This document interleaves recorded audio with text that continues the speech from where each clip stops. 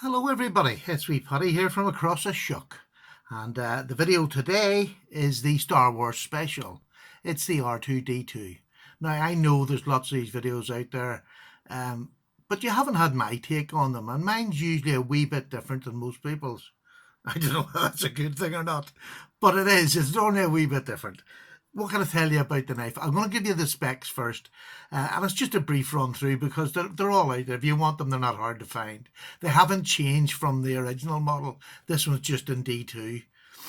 So it's a flat grind. It's about 7 inches long, which is 17.5 centimeters. The blade length of 3 inches, 7.5 centimeters. The blade thickness is 0.08, 2 millimeters. And the depth of the handle is just 0.41, which is 1.7 millimeters, centimeters, and the weight is 2.7 ounces or 77 grams. And you've got a thumb stud, and it's a liner lock. That's it. It's exactly the same. It hasn't changed at all from its previous form. I say the biggest change in this is the D2 steel. But the biggest surprise for me is I had never seen one of these. I'd never handled one of these. I'd seen them on videos, and I'd seen people doing. Well, to be honest with you, I hadn't really seen that many because most people had done the reviews of this years ago. So this wasn't really right up in my eye of things that I really needed to get. Although that's going to be one of my things I'm coming back to. This little knife. And they've still got the old Randall's badge on it. They hadn't changed that. They've changed it on the bigger model, but they haven't on this, which I don't know why, but I suppose we'll find out in time. As I say, there's nothing changed, so there's no point me getting in about telling you, anything about the mod of the knife. I have to say, when I first got it and I first flicked it open, I could not believe that something that is on washers could flick as good as this. I just could not believe it. Loved it straight away. You hardly have to push it and it flies out. So what I had heard in the few reviews that I'd seen was completely true. The D2, as we all know, is a steel that's just such a great EDC steel. It holds a good edge. You can sharpen it. Maybe a wee bit more difficult than 440C or something like that, but you can still sharpen. It's not that hard to sharpen. Now, that's me saying it because I like sharpening, but it isn't really that hard to sharpen. And if you're collecting knives or you're using knives, I really would advise you to get into it because it's another part of the hobby that I totally love now, and it's just added to my knife collecting rather than being afraid to take on the challenge of sharpening something. So, mind you, saying that, start very easily. 8CR13, start on that, or Oz 8, or 440C, start there. Great place to start and learn. Learn before you take on your very good knives. So, well, I get lost again. I go off on one. Right, what was I going to say? D2. Great blade steel. Nothing really to be said about D2. So why am I doing a video on this knife if I have nothing to say about the upgrade other than it's a better upgrade? What's the point of this review? The point of this review is I think it should compulsory. It should be absolutely compulsory when somebody comes into the knife community. This is the first knife we say, this is a great EDC knife, go buy this. I just, because I can't believe it's such a good knife, and it's over a year before I've eventually got one. And it was through the kindness of Love Them Knives sent me this over just after they came out as a gift. And I thank him very, very much for that, because I still don't know whether I would have bought it, because it looked like a lot of other knives I had, if you know what I mean. It was that small. I have plenty of small knives, of Delicas, of the Ganzos, but my goodness, they just don't compare to this. They really don't compare. I mean, I have medium to large hands. It fits on here. Yeah, it is a tight squeeze. There isn't much left out there, but I can get all four on it. If you got very large hands, you wouldn't. But I mean, most of my EDC work is cut like this or this. I could even do it if I was only going back and doing it with 3 fingers, I'd get a good enough grip. But it's just, an amazing knife to hold because I can get all four on it. It's just perfect. It just sits in the hand. There's no hot spots at all. I don't feel the clip. I don't feel anything. It's just a little work knife, and it goes through cardboard like it's not even there. Like, listen. It's like butter. It really is just like butter. It just goes through anything that I've put it through like butter. It's got the usual clip here which secures it in your pocket, but you don't feel it in your pocket. It's 2.7 ounces, which is a wee bit heavier than the Delica, but so what? It's that minimal you wouldn't be able to tell the difference. But from now on, when anybody asks me when they just come into this community, what do you think's a knife I should start with? This is the one I'm going to recommend. Not the Delica, because this is better than the Delica, just for the D2 blade steel. But I believe that the handle's a better grip. I mean, I can actually sneak up on this comfortably and do, without a shadow. It isn't really particularly meant for it, but I can get my full finger on there and I'm nowhere near the blade. I can wrap that finger around there and get sneaked up. So it's just an absolute dream to use. This to me is much more comfortable to use with a D2 blade steel, a much better blade steel than VG10. Although there's nothing wrong with the VG10, and I'm not going to try and be a steel snob now, but if you're giving me the choice to buy this, and I believe these are what, about 38, maybe they're not even that much.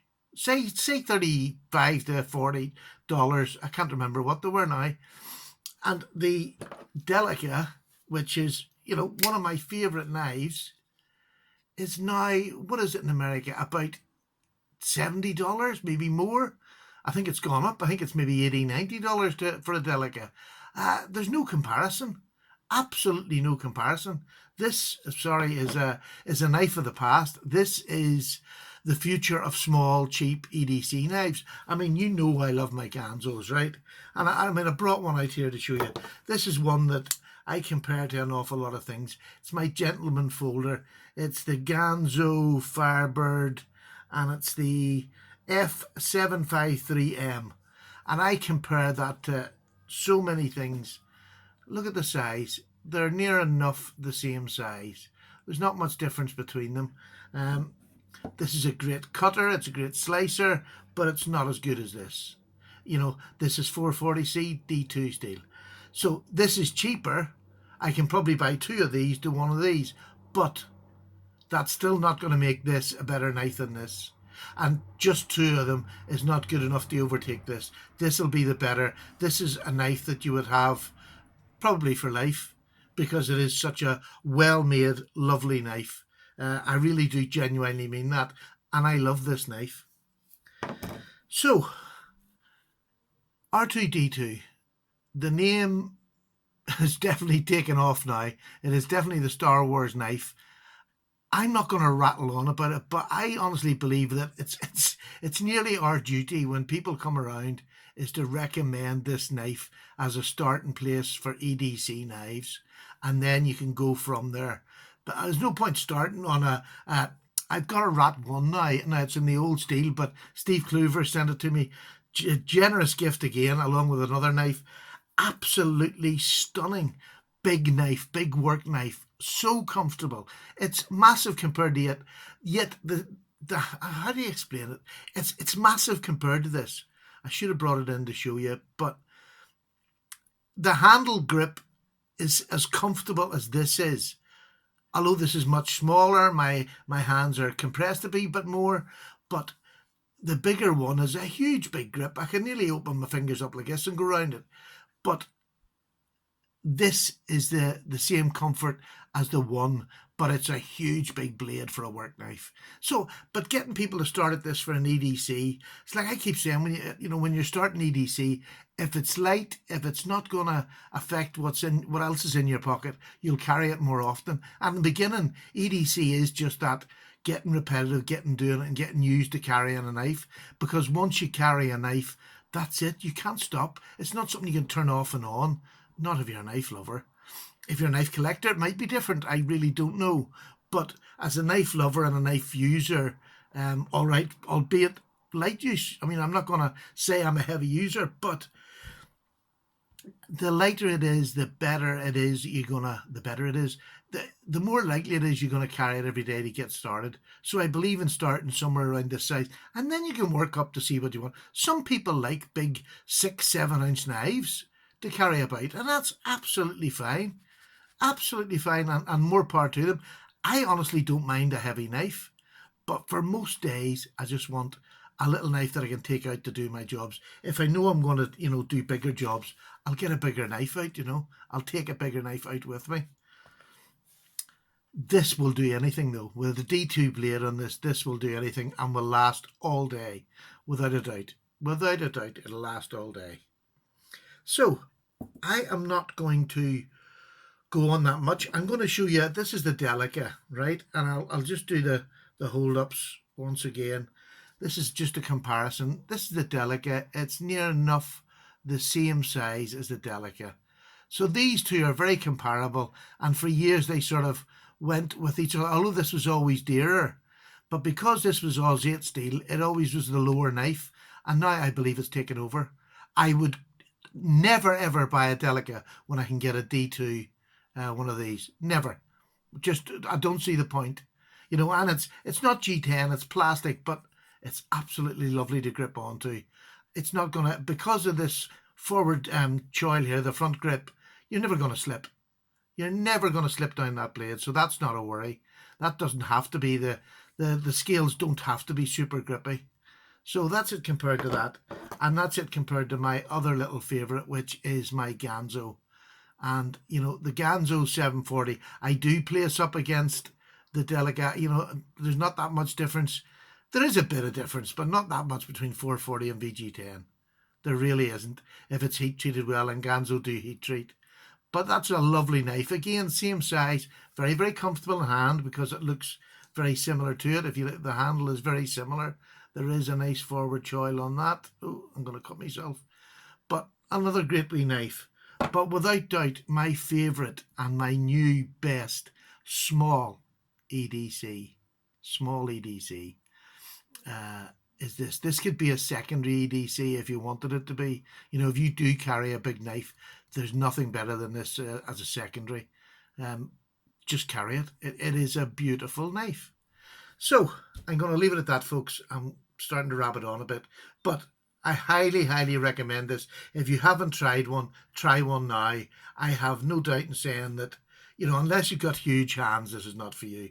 But if you've got medium, large hands, absolute gift of a knife that will serve you well for the foreseeable future. You're not going to beat it for that price. For $30 to $40, not going to beat it. All right, take care.